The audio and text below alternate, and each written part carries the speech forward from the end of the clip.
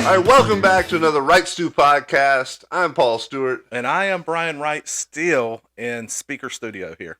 Here we are. So it is the holiday season. First of all, Merry Christmas and Happy Holidays to all of our listeners and viewers out there. Thank you for listening and viewing. We appreciate it. That's a great present to us. Oh, for sure. For sure. Hey, we've done like 2 weeks of this. And, dude, you'd be surprised how many people come out of the woodwork and they're like, hey, they're excited to hear. What we got to good say. feedback. We appreciate that. So keep listening and make sure you share it out there on all your socials. But today we're going to do something a little different. We're going to go a very Christmas-focused episode. We're going to go top 5 Christmas movies. So this is based on the opinion of Brian and I. So we each have our own top 5 list. Yeah. We're going to share a list, go back and forth, share some opinions why we think these are the top 5. So on the list for me at number 5 is Christmas with the Cranks. Oh, God. Really? You don't like that? That's top 5? It's my number 5. So I read the book. They wrote a book about this? They wrote a book and then they made a movie about it. Okay. So Tim Allen's great. Jamie Lee Curtis is great. It's kind of the thing that... I think maybe I was thinking of a different movie. It's maybe so. I was thinking of like Christmas with the Cranks or whatever. The Cranks. Okay. So the plot is the daughter is in college. She's doing something abroad. She's away. They don't think she's going to be back. So Tim Allen's like, so it hits very close to him. He doesn't want to spend any more money. He tabulates how much money they've spent every year. He's like, I'm done with it. So he says, we're not spending any money. So it's maybe as I get older, this is more, I'm a crank. Yeah. But he says, what we're going to do is we're going to take that money and we're going to go to a destination, say warm, sunny Makes sense. beach. And so they do that. Then ends up, she comes home. They end up spending all the money and doing all the Christmas stuff. But so that's my number 5. Number 5. I had an honorable mention. Maybe this shows like how good a person each of us is. Like my honorable mention one was like Bad Santa. You seen Bad Santa? I think I saw it on a bus one time. It feels like a bus trip. Billy Bob Thornton. Yeah, I know the concept. Yeah, nothing you'd really want to watch with anybody that they would judge you. We're not doing family Christmas night around Bad Santa. You're not letting your 8 or 9-year-old watch this and Santa's getting drunk, and robbing places. But yeah, okay. So that's my honorable mention. And so I'm gonna go number 5. We've debated this. I'm going Die Hard. Christmas movie. Die Hard is a Christmas movie on most lists, right? It's been debatable, set around Christmas. No different than your favorite movie, Home Alone. Home Alone is a terrible movie. I do not like. Oh, I think you would get a lot of people that would disagree. I'm guessing there's a lot of pushback. But you think it's completely overrated? I think it's a dumb movie. I do not like Home Alone. Right, just kind of set around Christmas. Yeah. And so Die Hard, and we all know that's what that's John McClane. I love the movie. I think it's a great movie. Not a Christmas movie in your mind. I don't think it's a Christmas movie. I'll hold to that stance. That's fair. But great movie. Yeah, it can be debated, but I'll give it to you for the sake of this and for the season we're in. All right, number 4 for me is Daddy's Home 2. Daddy's Home 2. You went no classics. It's so funny, dude. You're such a purist and traditionalist with sports. And then your movie selection, there's no classics. Maybe we'll get there, Brian. We'll get there. So Daddy's Home 2, Mark Wahlberg, Will Ferrell. How about 1? Was 1 not quite as good, or is it number 3? I like 2. I like them both. I like 2. 2 is a little more Christmas focused. They go on a vacation all together as the family. They're in it's funny. Will Ferrell and Mark Wahlberg together. Oh yeah, they're awesome. They're kind of like Vince Vaughn and Owen Wilson. I would watch a movie with those two combos. No matter what, 100% of the time. Yeah. No, that's good. Whatever the movie is, but they're great together. It's funny, touching at the end. The father-son stuff, the father-daughter stuff. Just, I enjoy it. I love it. So my next one, and I was debating. I think it's an oldie but a goldie, but it's always on, dude. A Wonderful Life, dude. I mean, that's a classic, dude. It's a classic. The Angel. I mean, it rings. Yeah, dude. It's such a classic. And whenever I think about movies, like there's a handful that we got to see, and I included that one in there because it's always on, running on repeat. I think Christmas Day makes you feel good, even if you got all kinds of problems in your life. For just a moment while you watch that, you feel like, hey, there's hope, right? That's what we're. I'm not a Wonderful Life guy. Oh God. I've come Daddy's around. home. I've come around to it a little bit. Too unreal. You feel like It's not my top 5. It's yeah. Wonderful I Life. mean, no. I mean, like it's just the setting. It's like I like things Jimmy generally Stewart, don't work out. Jimmy, like the movie's pretty terrible for like most of it. He's like, It is. he's getting beat up. They're Robbed, taking his money. They're the whole thing.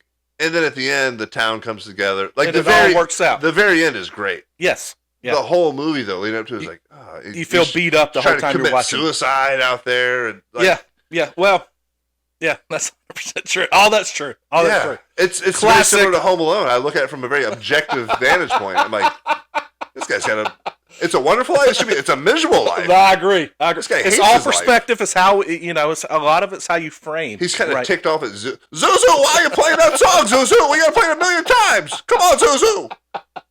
Learn the song. He's pulling that awesome. number. Yeah, I know a lot. I mean, I see it probably. My wife loves the movie, and part of that is awesome. it was her grandmother's favorite. Yeah, and it's my father's. They would watch it together, and so now anytime, it's not on our list of family movies together. Yeah.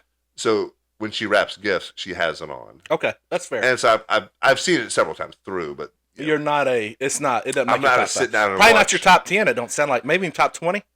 It probably sneaks into the top 12, maybe. I don't know. Okay. I didn't go that far down the list. All right. Number 3 for me, another Will Ferrell, Elf. That was on my list. Okay. That was on my list. We can agree. Originally, I'd heard that movie was actually like written way early. Like it was written like in the early 90s. Yeah, a lot of the scripts go, and get then they were written and go through optioned, some different, and then it was actually kind of. I don't know if it was written for Will or if it written for someone else, but it was optioned really early to another studio. Then it expired. Then eventually, well, I'm glad Will Ferrell got it because I don't think another actor would have done that role justice. I don't either. Buddy the Elf, just a classic. We watched that one the other night. The whole story is just very, very Christmassy. A lot of fun. You got Santa Claus making a lot of appearances. When he's leaving the North Pole for the first time, yeah, for the first time. By Narwhal, yeah. Did you know? For the longest time, and like way too recent, I didn't realize a narwhal was a real creature. Yeah. I didn't. I thought that was like a made up creature. They're like around the land of myth, whatever they're at. Yeah. Coming off North Pole. I thought I didn't even know a narwhal was a real creature. Way later than I should have. Like last week. Last 5 years. Yeah. I'm probably in the same boat. I don't think it was never on my list of like dioramas I had to make in elementary school. Like make a narwhal diorama. No. Yeah. I mean, it feels like. I mean, it's almost like I was never the kid. A lot of kids in high school. Here's the jobs you want to do in high school. You want to be a police officer, a firefighter, a teacher.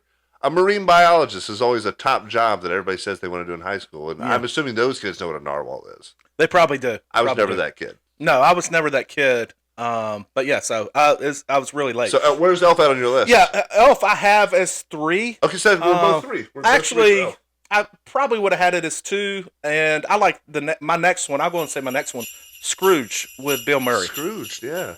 Did that ever hit your radar? I like it. It's not on my list. See, I think it's hilarious, dude. I mean, Bill Murray makes me laugh. Great, yeah. He's so nonchalant. How he interacts with all the ghosts of past, present, future. So I haven't seen that one in a long. I saw it I think when it originally came out in the late '80s, early '90s. Yeah, and I honestly might not have seen it since then. I think it would get up there to your honorable mention. I mean, I'm a fan of Scrooge. Yeah, I think but anything Bill Murray, especially with a few exceptions. Bill Murray's great. He's hilarious. His sense of humor is kind of right up my alley. Maybe I'll go back and watch Scrooge, and when we do another edition of this, it's on the list. But so what's your next one? So number 2 for me is National Lampoon's Vacation. That was my number 1. That's your number 1. Okay. Yeah. That was my number 1. Vacation, Chevy Chase, Beverly D'Angelo, the rotating cast of whoever the kids are in any vacation movie. But just an absolute amazing movie. And again, it's one of those things. There's different levels of appreciation for it. Yeah. As a kid. Yeah. As a teenager.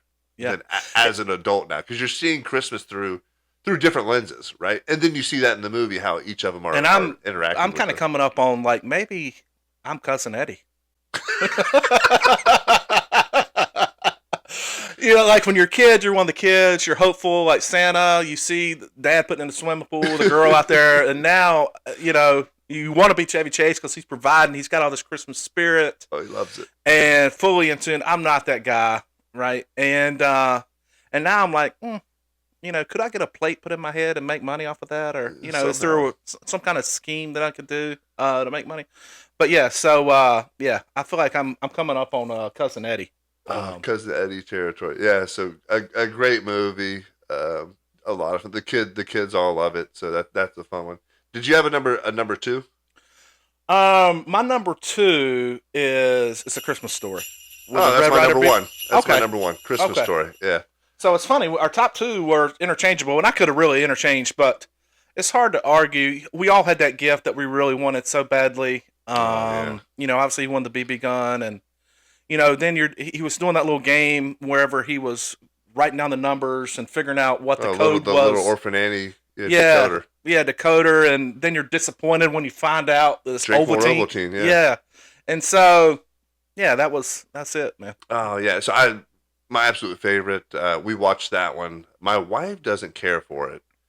I think it's she always says it's a more boy movie, which I don't really see. I mean, it's two brothers, and maybe so I have a little brother, so maybe that's some of it. I see. Yeah. You know, Ralphie and Randy is me and my little brother.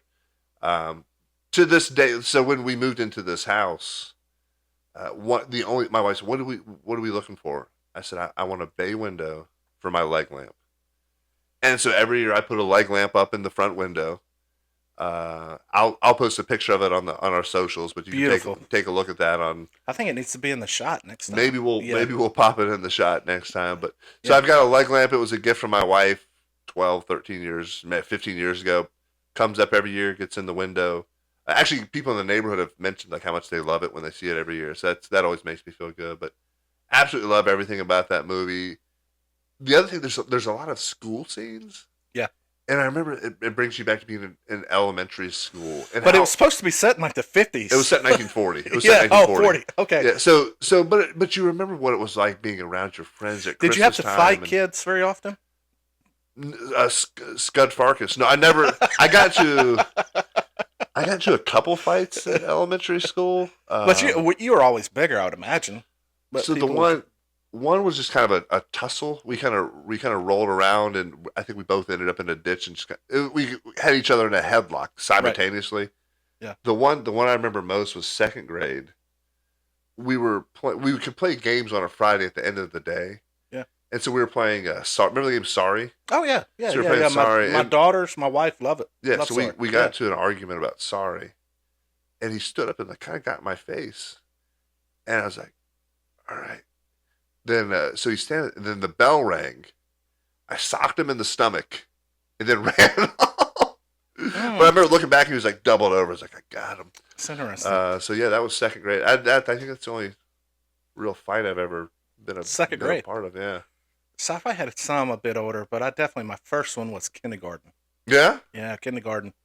And I don't really remember, but I do remember getting sent to the principal in kindergarten. And so. Did you instigate or were you? I don't know. I don't feel like I was an instigator ever, but I definitely, you grow up with brothers, there's a little, and it maybe even been kind of a semi-friend.